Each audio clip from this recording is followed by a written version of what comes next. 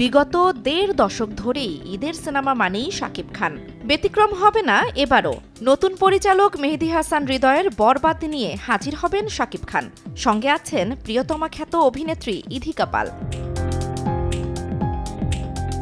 ২০২৩ সালের মতো এবার ঈদেও মুখোমুখি হতে চলেছেন দুই বড় তারকা শাকিব নিশো।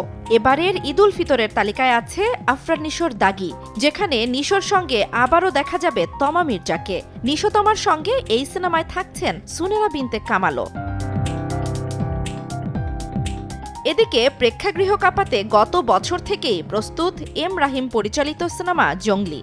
ফার্স্ট লুক প্রকাশ হয়েছিল গত বছরের কোরবানি ঈদের আগে।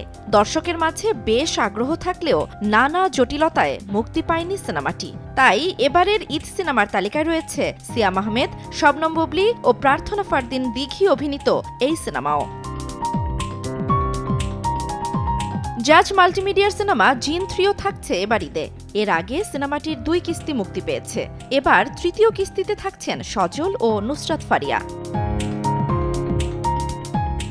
মোশাররফ করিম ও তাসনিয়া ফারিনকে নিয়ে সঞ্জয় সমাদ্দার নির্মাণ করেছেন ইনসাফ। এতে আরও অভিনয় করেছেন শরীফুল রাজ। মুক্তির সম্ভাবনা রয়েছে ইনসাফেরও। সম্ভাব্য তালিকায় আরও আছে মোস্তফা প্রকাশ ও ফারজানা সুমির আতর বিবি লেন এবং বাঁধনের এশা মার্ডার কর্মফল। জান্নাতুল দোলনা, সময় সংবাদ।